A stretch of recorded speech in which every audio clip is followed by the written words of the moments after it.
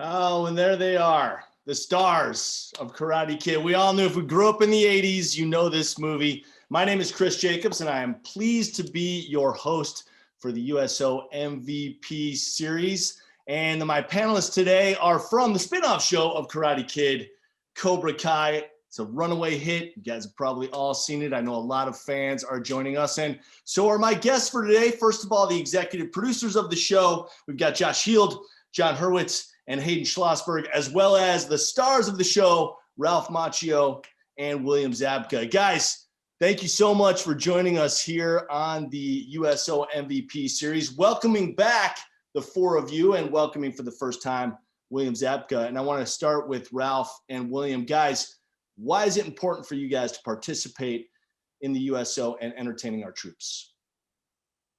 Well, I mean, the USO, the amazing work that the USO has done for ever since I can remember is just something that that I've always wanted to be a part of since I, seen Bob Hope visit the troops as a kid on television, So having an opportunity, having a show like this that is now reaching people, and it gives us a chance to give back and gain. I actually gain more than anything. It's rewarding. It's a chance to say thank you. It's a chance to send our love to the troops, to their families, and just thank them for all they're doing for us and our freedom. Amen to that. I agree 100% with all those sentiments, Ralph. My father happened to be, and 7 of his brothers served in World War II. And I have many cousins who were all service in Vietnam. And even now I have a nephew-in-law who's a captain, Captain Frankie Lentulu, who's actually stationed at Fort Benning right now in Georgia. He was just at Fort Riley. So I have a deep connection to the military and a reverence for that. And the USO has always been something that I've looked up to and admired. And I've watched, the Robin Williams and the Bob Hopes of the world, and just the idea and the thought of, talented people and sharing their gifts with the people that are keeping us safe. You guys are the rock stars and the warriors out there. I mean, it's the least we can do to bring you us and to make you feel close to home. And that's what the USO is about. So I didn't even think twice when they said, would you do this? It's an absolute honor. So thank you. Well, we really appreciate you guys joining us. And I want to remind everybody who is watching that you can ask any of these guys a question. Just use your Q&A feature at the bottom of your screen there. Type in a question, let us know who you are, where you are. We'll try to get to as many of those as possible. And I'll start out, guys. I mean, Karate Kid, I grew up on that. I was growing up during the 80s, so influential movie for me. While you guys were shooting the movie, did you think at any point we've got some sort of cultural iconic movie here, or, was it just another gig for you guys? Did you think that 30 plus years later, you'd be working together again on this spinoff show? You can take that one, William. I knew it all along. From the first frame of filming the movie, I said, this thing's going to live for 30 years. We'll be back doing this later in our 50s. No, who could have seen it coming? The magic of the Karate Kid is you could never, it's like lightning in a bottle. We've somehow captured it again. The energy of the Karate Kid is just sustained over all this time and somehow continue to march on in culture. And, it's amazing to think, it's hard to believe 3 decades plus have gone by since that kind of big bang of the Karate Kid universe, and it's still expanding. Could never have seen it coming. I was just thrilled to be in a headband, learn some karate, and take a crane kick to the face at the end of the thing. Yeah, you don't. When we're making the film, there certainly were times where you just felt the stuff was really cooking, it was really working. That has nothing to do whether it will ever sustain beyond its initial release. The fact that it caught such fire and became such an embrace by the world, and then through pop culture and so on, and now bringing us to this point is, you want to say. We used to ask John Avildsen, who directed the film, was asked that question many times, and he was like, I don't know, how the hell did I know? And he had made Rocky and Save the Tiger and some other great films. You just don't know what will resonate. Films are defined based on time, not necessarily over time is what I'm saying. And this one has just been, Billy always says it's been kissed in some way. And that's, I believe that. And so there's some shining light, and it's still shining with Cobra Kai and beyond. It's awesome. Yeah, it's really amazing that even before Cobra Kai kind of reinvigorated the movie, if you just said wax on, wax off, or sweep the leg, or no mercy, people automatically knew what you were talking about, because it has become that locked into our cultural lexicon. Guys, want to go to our first live location right now. We are going to our USO office in Indiana at Camp Atterbury. So if you guys would please start your video and join us. And I know that a few of you have some questions for the guys. Welcome. Hi, welcome to USO Camp Atterbury here in Indiana. And we are so excited to have you guys. One sec. We'll let you guys work out that problem. And I know we have a few questions there in Indiana. So if anybody is ready, step on up and ask away for the guys. Hi, I'm Sarah, and I am actually originally from Dallas and moved to Indiana. I'm a second-class petty officer in the United States Navy, and just extremely thrilled to be here. So we have a question for our two leading actors, gentlemen. So what was it like when you set back foot together on the stage, or actually on set, for reuniting once together after you guys hadn't seen each other for so many years? It was pretty special. I mean, Billy and I talk about this all the time. Our first scene together in Cobra Kai was in the second episode, when Daniel visits Johnny's newly resurrected Cobra Kai dojo, questioning that he heard he beat up a couple of kids last night, and we are essentially standing in the same parts of the mat that we were 34 years prior. And it was our first time acting together in a very, very long time. And it was a sort of instantaneous chemistry we had. We've lived, these decades, and time has gone on, but it was sort of like I just remember we had a silent conversation, him and I, after the first rehearsal, just looking in each other's eyes. And I just think we spoke volumes that, wow, I think we have something here. The three writers of the show knew it all along, but we had to step on the mat first. Go ahead, Billy.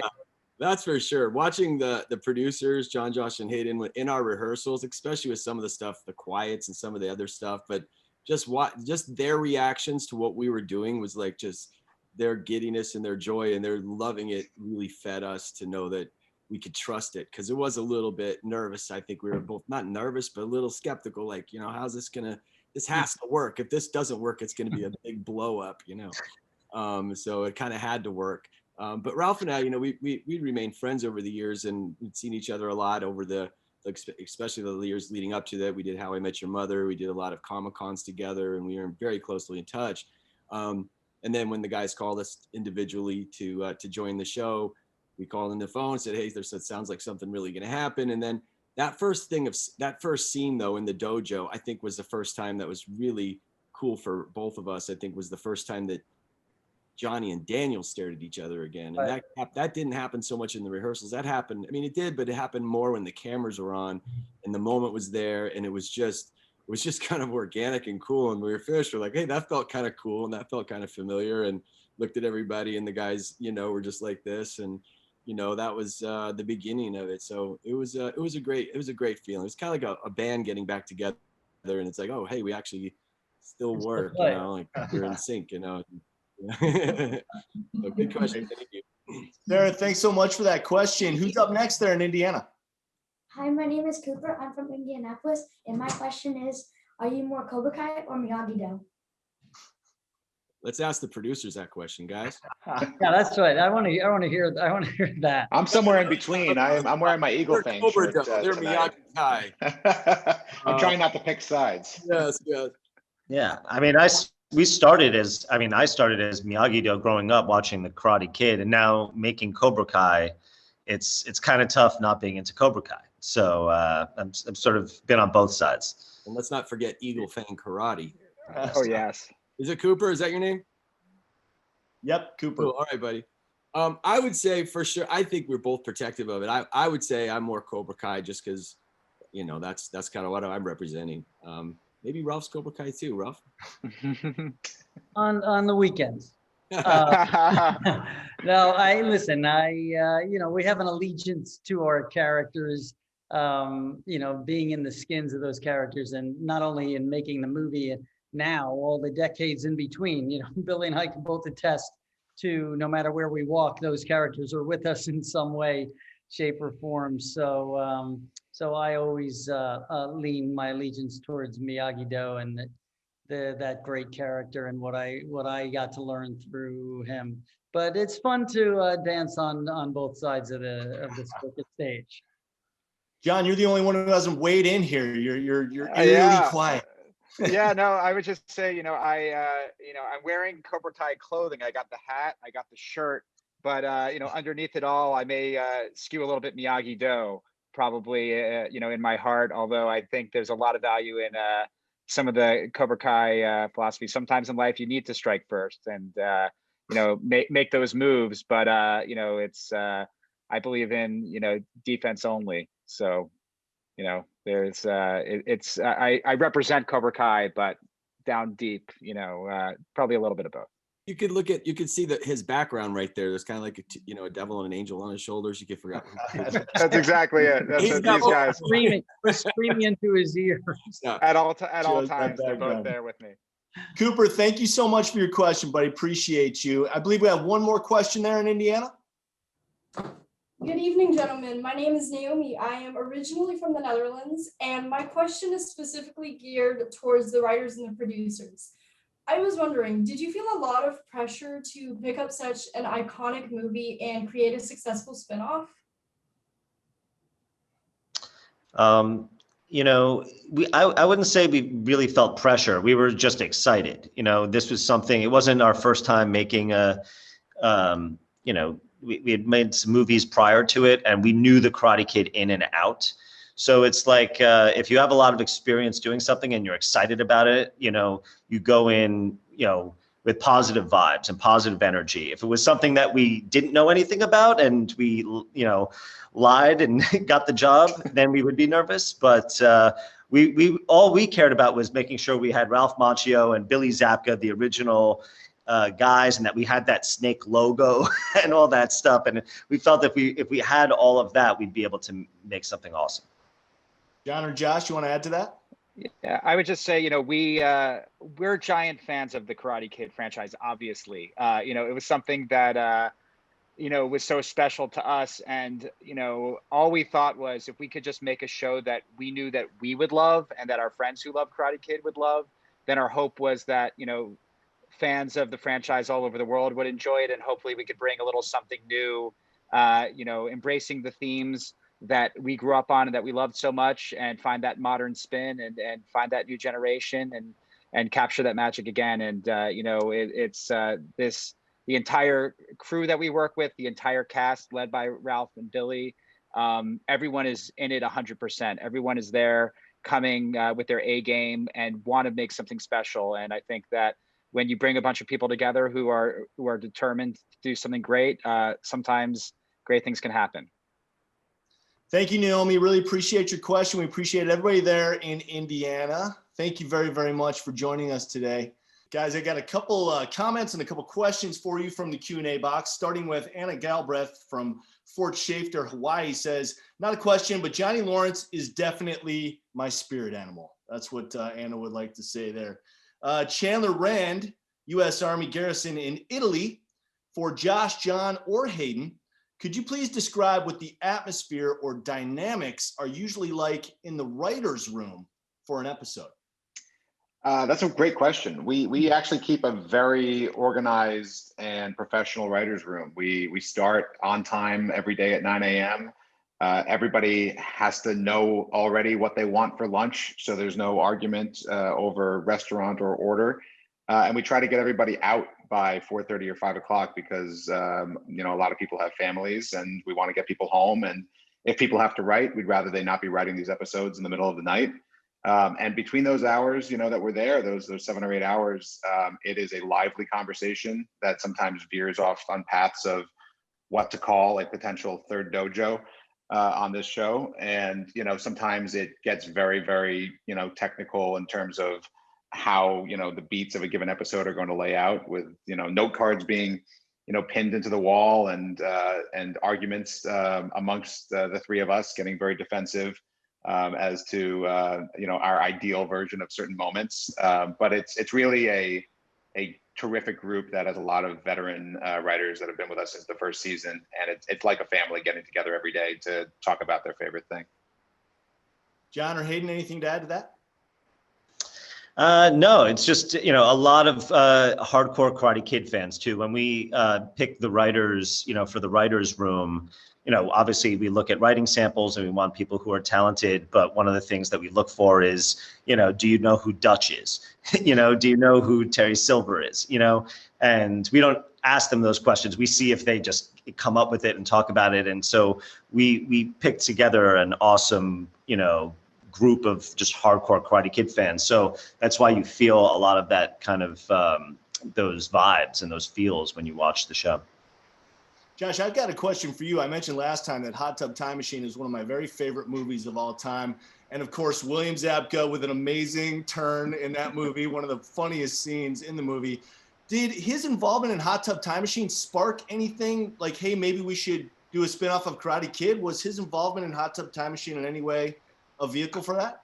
Well, I mean, I've been a huge fan of, obviously, the Karate Kid and Billy's forever. So as soon as he came to work, on that first day, it took me all of about 5 minutes to, let him know, what Karate Kid meant to me. And we started talking and kind of brainstorming for a while over the course of, a year or two about ways of kind of designing a character piece or a show around a Johnny Lawrence-esque type of character. But neither one of us, felt like it was realistic to actually get the rights to do the Karate Kid. And it felt like a mountain at the time. It was right after the Jaden Smith movie had come out. It felt like that ship had sailed. So years passed before John and Hayden and I really, dug our teeth in and tried to, go figure out, is it accomplishable to be able to work within that universe? And it was really special to then go back to Billy and be like, remember that really tough nut to crack? What if it was like a delicious, wedding cake? It was amazing. All came back around. I love it. All right, guys, time for our next live look in. We're not going to be going to our USO office in Kansas. So if you could please start your camera and join us. And I believe we have 3 questions there for the guys. Thank you for having us. This is Mark, and I have Shannon with me, and we are here at Fort Riley. And we want to say thank you for doing this. And also, I had that same high school crush on Allie that I think both characters did. Shannon? Yes. Hey, sorry about that. I had my what are your questions? Sorry, I had my USO holidays background up from the holidays. We are both super excited to have you guys here. I'm a huge fan. It was so cool to watch Karate Kid when I was growing up, and now my daughter back here watches Cobra Kai with me. And we're so excited you guys are doing this, and we're going to introduce you to Lieutenant Colonel Aaron Keller. Excellent. Welcome, sir. Good afternoon. I'm like the team said, I'm Aaron Teller. I'm the commander of the 79th Explosive Ordnance Disposal Battalion here on Fort Riley. We're also home to the 1st Infantry Division, the Big Red One. So it's an exciting place, a lot going on. The first question I have for the cast is, what strengths do you admire and in the characters that you play? You want to start, Billy, or you want me to go? I'll go. The key to Johnny Lawrence in the Karate Kid and even now is the first line that he says in the movie when he pulls on the motorcycle on top of the hill, and Tommy hands him a beer and says, when you want a beer, he says, no, I have 1 year to make it work, and that's what I'm going to do, make it work, all of it. And despite everything, he's still trying to make it work, no matter what's against him. And a lot of times he's against himself, but deep down inside, he's always going to get back up. He's always going to keep pressing forward in the face of anything. Doesn't matter what it is. He'll fight himself, he'll fight anybody, but he's moving forward constantly. He's never going to surrender. He's going to never give up. And he's got an engine and metal, and he's working himself out. He's got a long way to go, but he's on his path. I think that's my favorite attribute of the character.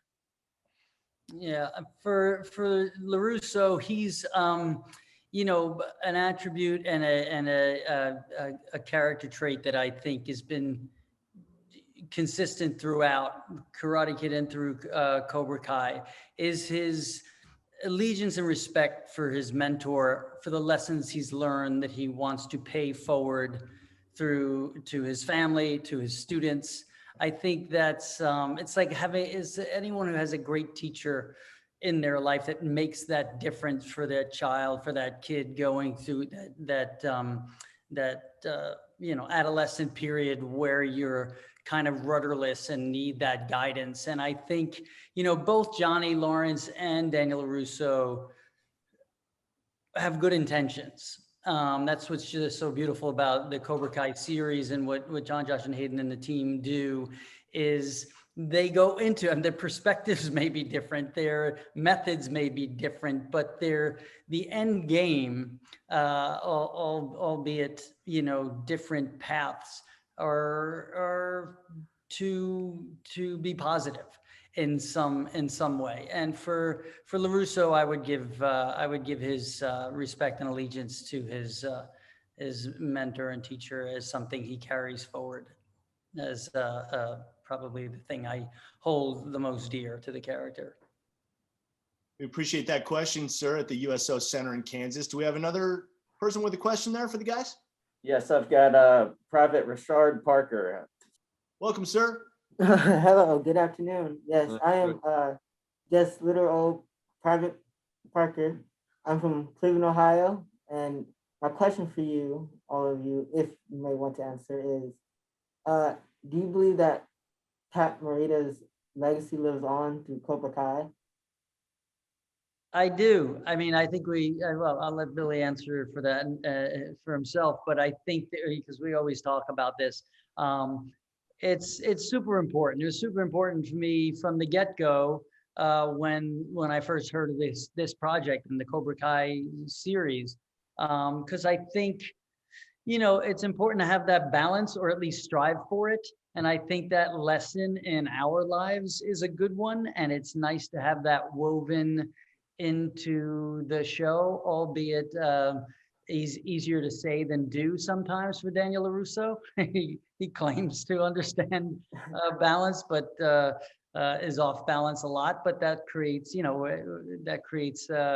fun story and conflicts, and so I think it's paramount to the foundation of the show to have that infused throughout. Yeah, I think there's two things you asked. I think you asked is Pat Morita or Miyagi. They're the character and the actor. The character, obviously, Miyagi he's the Yoda of the universe in a way. He's the wise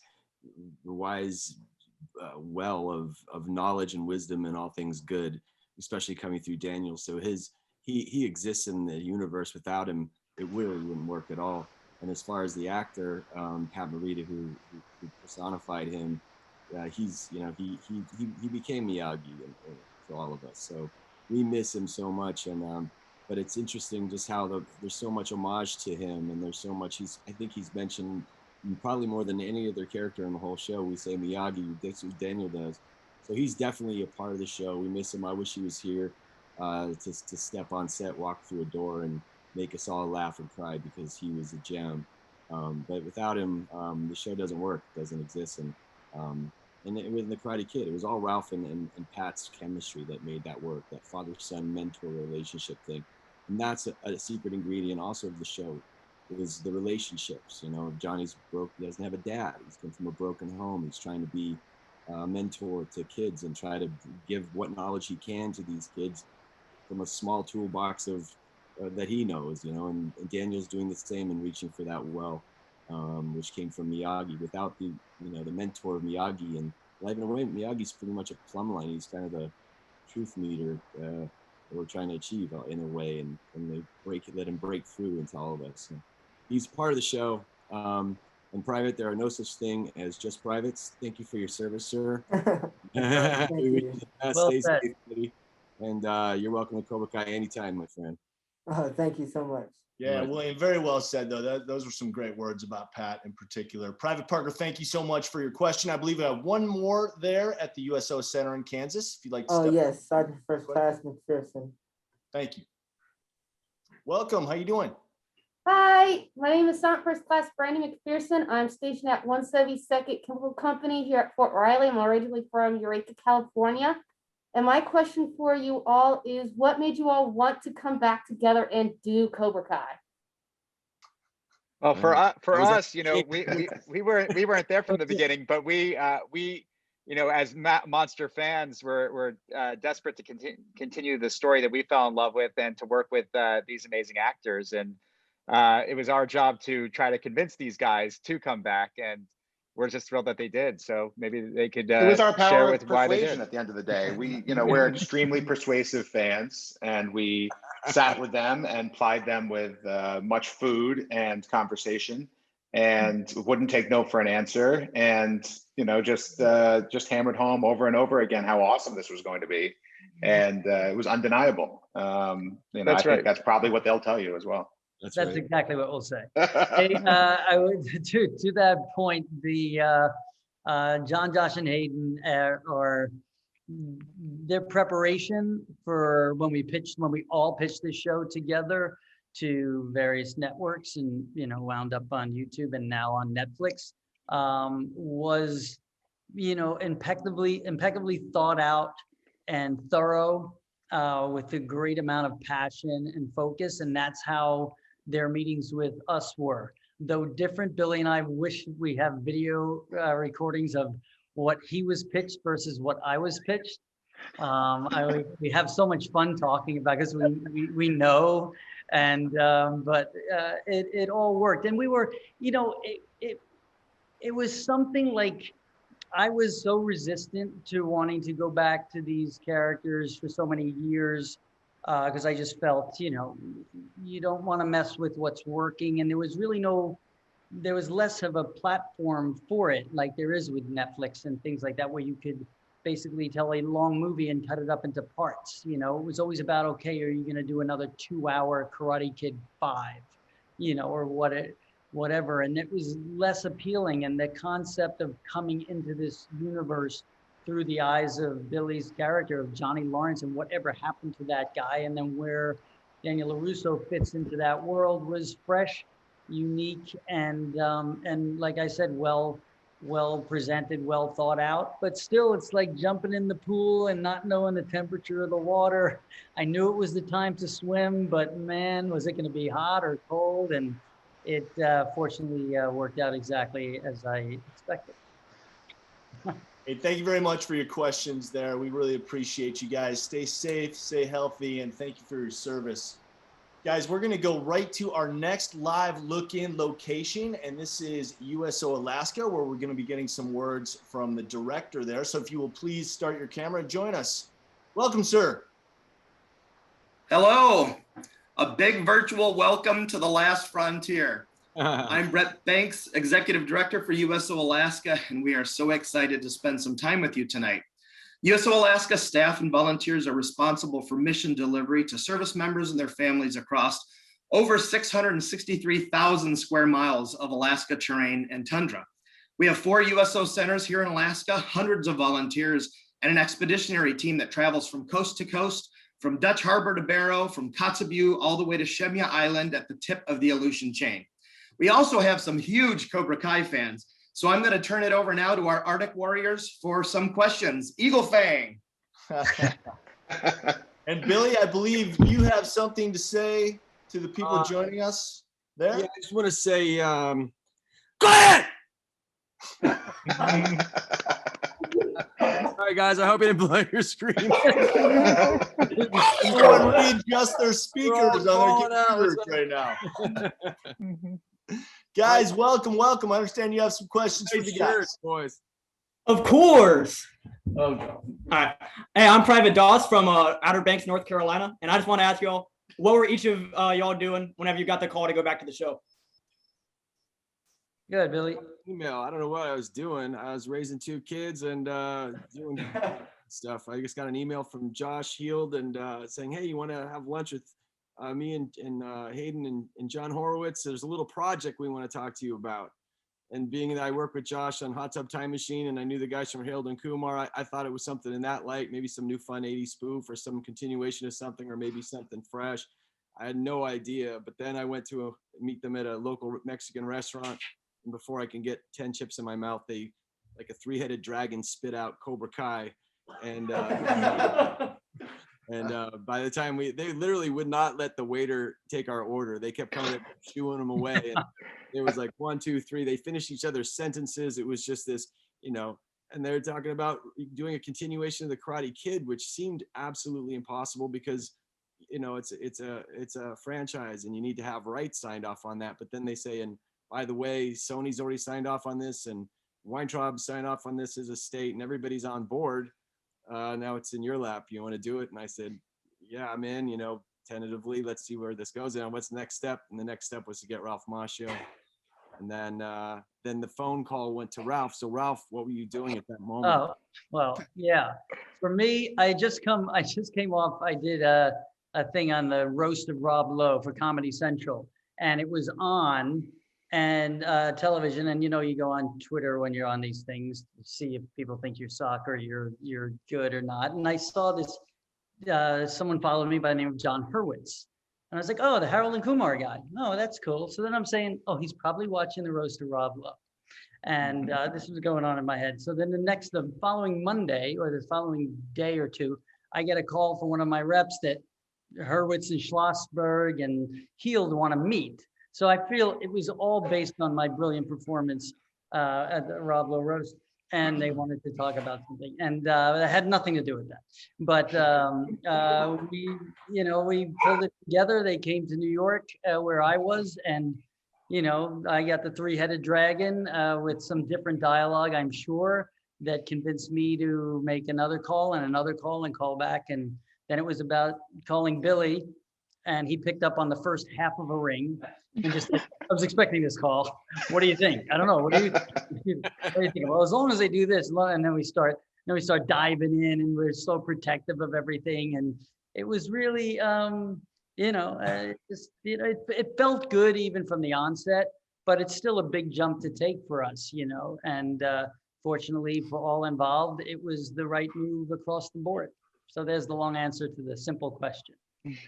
Thanks a lot for that question, man. And I know we have got 2 more questions there at Joint Base Elmendorf Richardson, and just a little bit of advice for the next guy asking the question. Just back up a little bit and we can see your face. Although you do have a beautiful neck, I have to say.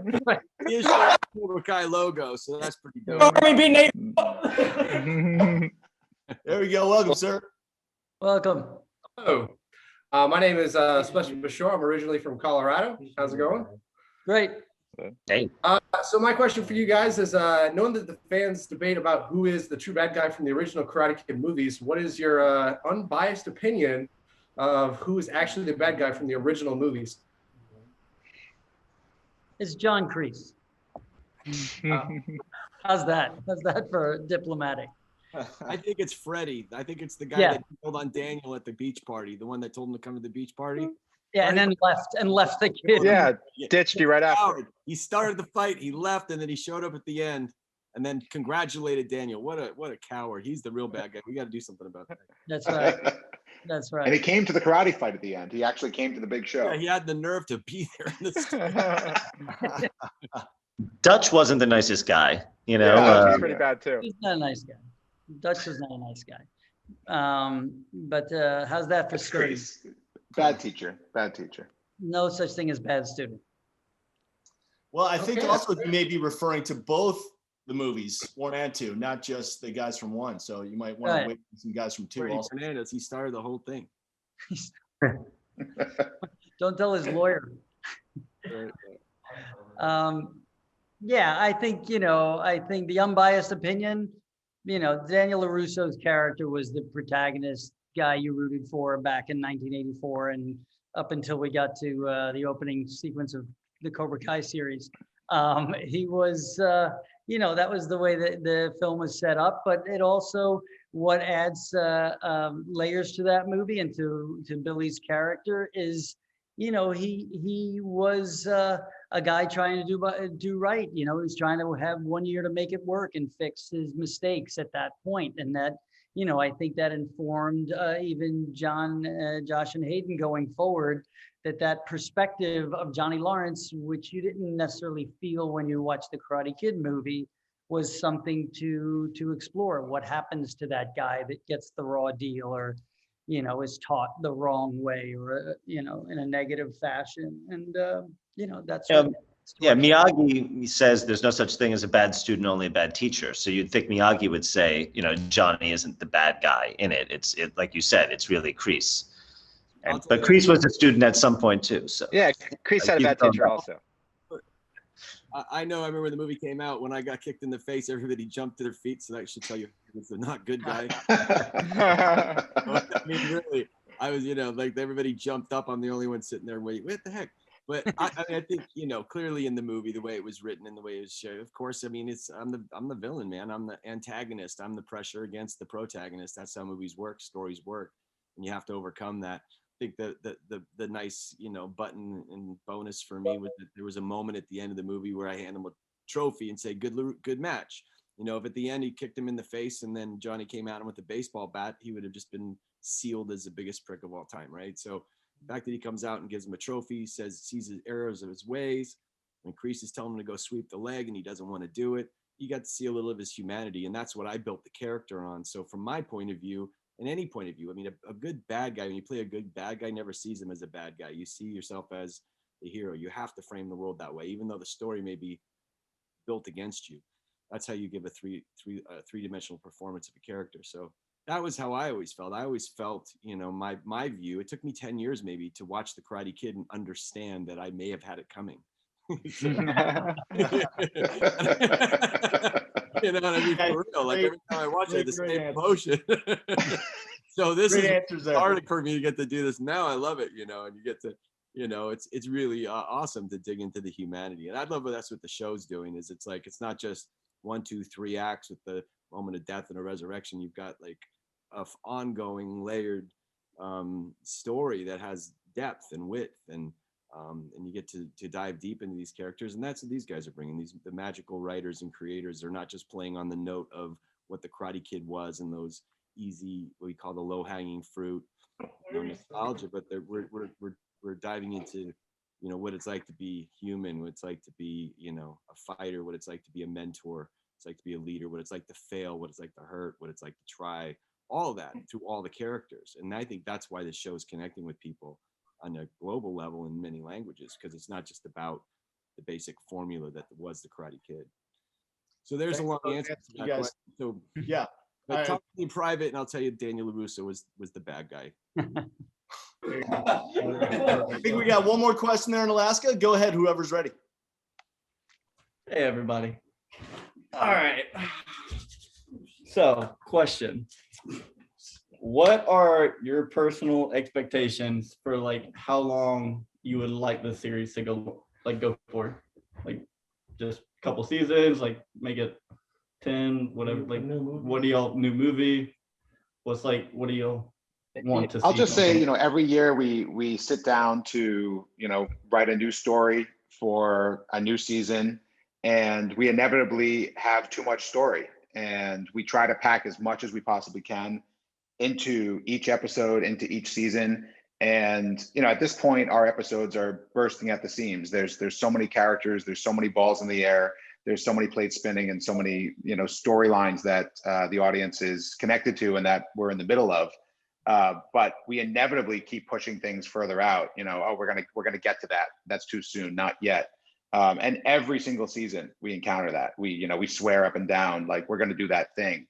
And we say, you know what, not this season, let's skip a season and do that, further out. So it's hard to say, but, all I can say is we have, a lot more in our heads, and we hope we get to tell it for a long time. I know your fans are hoping that you're going to get to tell it for a long time too. Guys in Alaska there, thank you very much. Enjoy yourselves. We appreciate it. Second squad, best squad. Woo! A lot of passion in that room. Thanks, guys. Guys, I got a question here for you from the Q&A box. This one comes from Dana Kelly, who is at Walter Reed Army Medical Center in Maryland. And she says, our 10-year-old would like to know who punches the hardest between Johnny and on the show. That's not a really fair question. We've never really tested that out, but I could tell you this. we do a lot in all of our fighting and sparring we do. There's not a, here, I think I have one right now. Look at that bruise. That's Ralph Macchio. That's not, I did not sell that one. This similar type of bruise. We're bruised up all over this. We do. Like Like, Ralph like and I do our fight scenes. We have equal amounts of bruising and scarring, and I think it hurts on both ends. He has really strong bones. You'd be surprised. His blocks like wood. I don't know. we're like two peaches. We get done, and we're just matching all the little welts and the brownish, orange, green bruise marks we have. I guess one of these days we'll go to one of those amusement park things where you hit the thing and it tells you how much PSI or whatever it is. If I were a betting man, I might go with Zabka though. And much like peaches, as we get older, we get a little bit softer, tend to bruise a little bit easier. So I'm sure you guys have compared lots of bruises over the years. Guys, this has been such a fun session. People have joined us from 38 states across the country: the United Kingdom, Okinawa, Germany, Bahrain, Italy, South Korea, Saudi Arabia, and Guam. So this is truly an international event. And in addition to thanking all of you guys for joining us, William and Ralph, I want to give each of you a moment to give some words of support and encouragement to not only the troops zooming in with us, but for all of the troops across the world. And William, I'll start with you. Sure. I don't know if at the beginning I mentioned my father and 7 of his brothers, 7 of my uncles all served in World War II. And I know the USO was born just around that time, I believe 1941, and how much the USO has provided a sense of family and community, and to reach across the miles, across from the motherland to where all you guys are. Did it for my dad and his uncles, and then my cousins that were in Vietnam and Korea, many wars. And I just know how much it means. And so to be here, to be me, an actor, a kid that had a dream when I was little, to one day do a movie or something, and for my life to have worked out the way it has, and for me to be in a position where I can reach out to you and say thank you. I thank you with all my heart. Wish you all the best. I thank you for your service. Pray for you. Stay straight, stay strong, stay safe, get home soon. And we're real excited to see what happens with your lives after the military and what you're going to contribute to society and civilian life. So you guys march on, rock on. We got your back. I know you have ours, and we're forever grateful to you. And this is the very least we can do. I hope one day we can get on a plane and come visit you in person. This is a new time right now with this Zoom stuff. So much love to you. No mercy. Sweep the leg. Thanks, William. Ralph? Yeah, I think everything Billy just mentioned there, but having the opportunity to come visit, I look forward to that in the future when things settle down. I've had such a great time being able to connect. I did this last week and talked to some troops in Okinawa and families there, and to go in a global fashion like this. I feel the love through the screen, but what I get to give back is just the opportunity to say thank you, to say how important the work that you're doing means to us, the sacrifices that your families make, that you make, that we, like Billy mentioned earlier about what his life has become. And I look at it the same way. I'm truly blessed to have the opportunities I have and to reach people and to connect with people. But without the work that you do, I feel I don't have that opportunity. So from the bottom of my heart, I thank you for your service. I thank your families, and I'm sending you my love and great wishes for a safe return home, and look forward to seeing you in person someday soon. Cobra Kai is the series. Our producers extraordinaire, Josh Heald, John Hurwitz, Hayden Schlossberg, stars of the show, Ralph Macchio and William Zabka. Guys, thank you so much. This has been an absolute blast. I want to thank everybody out there for participating. And for more information, please go to uso.org/MVP. Thanks again, you guys. Really appreciate it. It's been a lot of fun. And for all of you, we will see you on down the road. Thanks, guys. Thank you, everyone. Thank you.